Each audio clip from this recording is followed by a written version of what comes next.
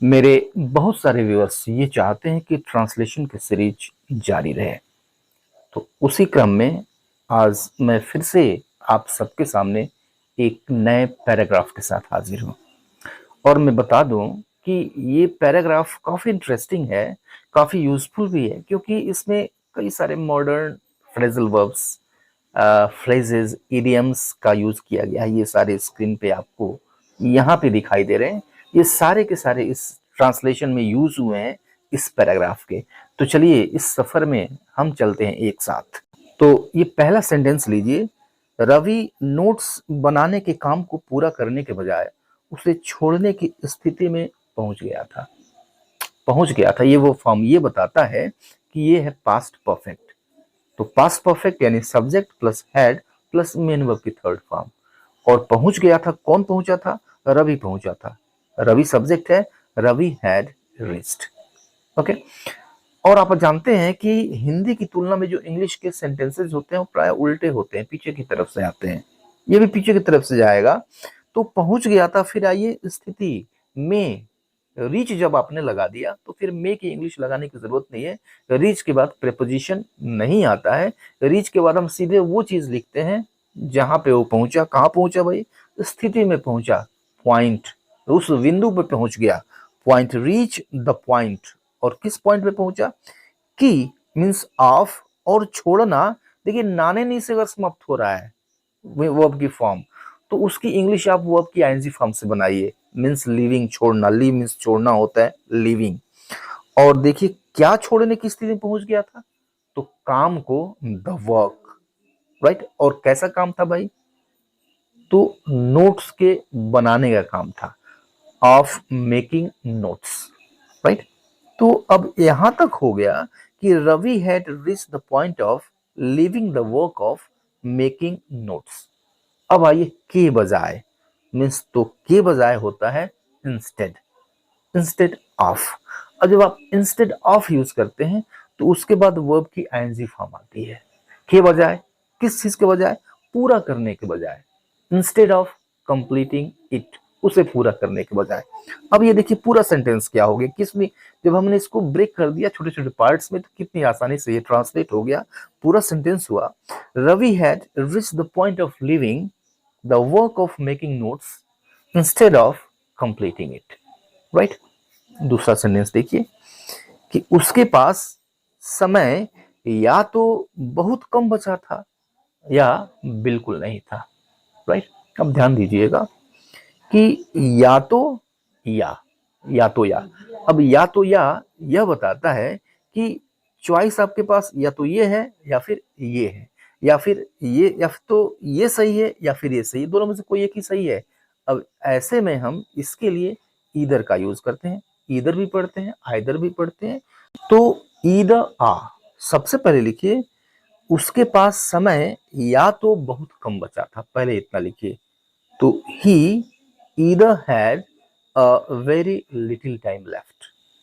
उसके पास या तो बहुत कम समय बचा था।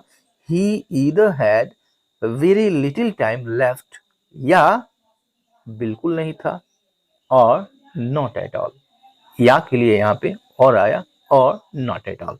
पूरा सेंटेंस देखिए, he either had a very little time left और नॉट एट ऑल। ठीक है। अब थोड़ा सा ईदर को और अच्छी तरह से समझिए। जैसा कि मैंने बताया सिलेक्शन के लिए होता है दो में से कोई एक ही चीज, दो में से कोई एक ही चीज के लिए हाँ है, राइट। जैसे देखिए कि वह या तो घर पे है या फिर पार्क में, राइट। तो किसी एक चीज के लिए घर पे या फिर पार्क में, किसी एक चीज के लिए हाँ है। तो वह या तो घर पे है या पार्क में। तो सबसे पहले लिखिए वह या तो घर पे है, means he is either at home. वह या तो घर पे है या पार्क में, और इन द पार्क। क्लियर। अब इस एक और सेंटेंस देखिए इधर आर का, कि तुम या तो कल आ सकते हो या रविवार को। यहां भी वही बात है, या तो कल के लिए हाँ या फिर रविवार के लिए हाँ है। तो तुम या तो कल आ सकते हो, पहले इतना लिखिए। तो you may come either tomorrow, you may come either tomorrow. तुम या तो कल आ सकते हो या रविवार को, और ऑन मंडे। यू मे कम इधर टुमारो और ऑन मंडे, ये पूरा सेंटेंस है, ठीक है। तो इधर का कॉन्सेप्ट ये है, या तो या। ओके, अगला सेंटेंस देखिए कि वह किताबें भी पढ़ रहा था, साथ ही साथ पिछले वर्षों के प्रश्न पत्र भी हल करने की कोशिश कर रहा था। राइट, तो कोशिश कर रहा था मीन्स पास्ट कंटिन्यूअस टेंस, यहां पे पढ़ रहा था, ये भी पास्ट कंटिन्यूअस टेंस। अब ये जो दो क्लासेस हैं, ये दो क्लासेस जुड़े हुए हैं किससे? साथ ही साथ। तो साथ ही साथ इसकी इंग्लिश होती है एज वेल एज। तो सबसे पहले इसके पहले वाला ट्रांसलेट करिए, वह किताबें भी पढ़ रहा था, means he was studying books, साथ ही साथ एज वेल एज पिछले वर्षों के प्रश्न पत्र को हल करने की कोशिश कर रहा था। तो कोशिश कर रहा था एज वेल एज ट्राइंग, कोशिश कर रहा था, क्या कोशिश कर रहा था?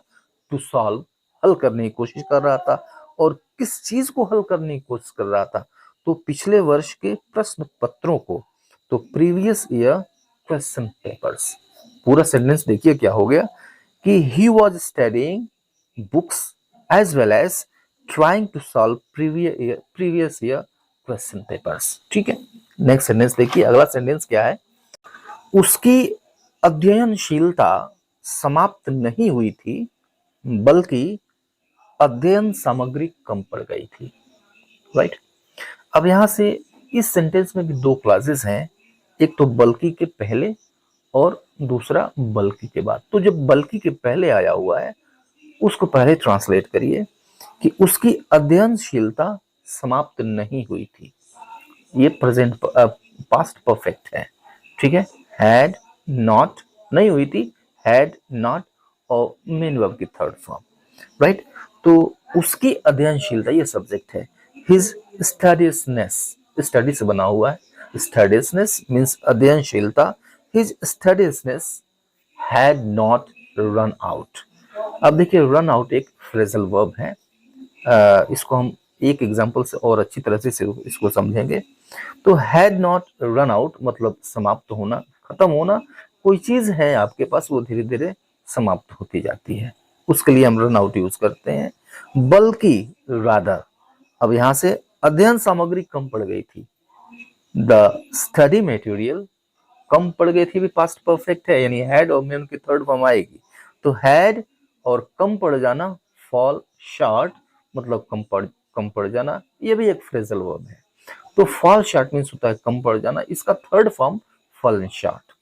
पूरा सेंटेंस देखिए क्या हुआ, his studiousness had not run out, rather study material had fallen short. Right, तो इस सेंटेंस में तीन चीजें आई, रन आउट खत्म होना, फॉल शॉर्ट कम पड़ जाना, और रादर, इस रादर का मतलब होता है बल्कि। इन तीनों का एक एग्जांपल देखिए ताकि ये और अच्छी तरह से क्लियर हो। जैसे हम कहते हैं कि पेट्रोल खत्म हो गया है, पेट्रोल है, आपने उसका इस्तेमाल करना शुरू किया और धीरे धीरे वो खत्म हो गया। अब ऐसी चीज को बताने के लिए खत्म हुआ, यूज करते हैं रन आउट। तो चूंकि प्रेजेंट परफेक्ट है तो हैव या हैज और फिर मेन वर्ब की थर्ड फॉर्म आएगी, the petrol has run out. Petrol खत्म हो गया है, the petrol has run out. Clear है? अब देखिए पैसे कम पड़ गए, यहां भी वही चीज है, किसी चीज को आपने इस्तेमाल किया और धीरे धीरे वो कम होता जा रहा है।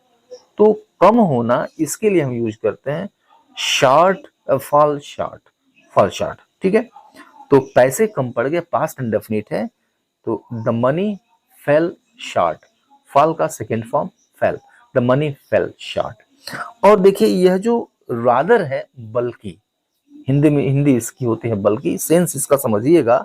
सेंटेंस में एक दे रहा हूं कि मैं टाल मटोल नहीं कर रहा, बल्कि यही सच्चाई है। मैं टाल मटोल नहीं कर रहा, बल्कि यही सच्चाई है।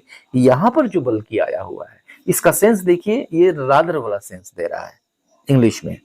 तो मैं टाल मटोल नहीं कर रहा, ये है present continuous tense. I am not dilly dallying, dilly dally इसका मतलब होता है टाल मटोल करना या फिर टरकाना, इसकी ING form dilly dallying. I am not dilly dallying बल्कि रादर यही सच्चाई है, दिस इज द ट्रुथ। ठीक है, पूरा सेंटेंस क्या हुआ देखिए, I am not dilly dallying, rather this is the truth.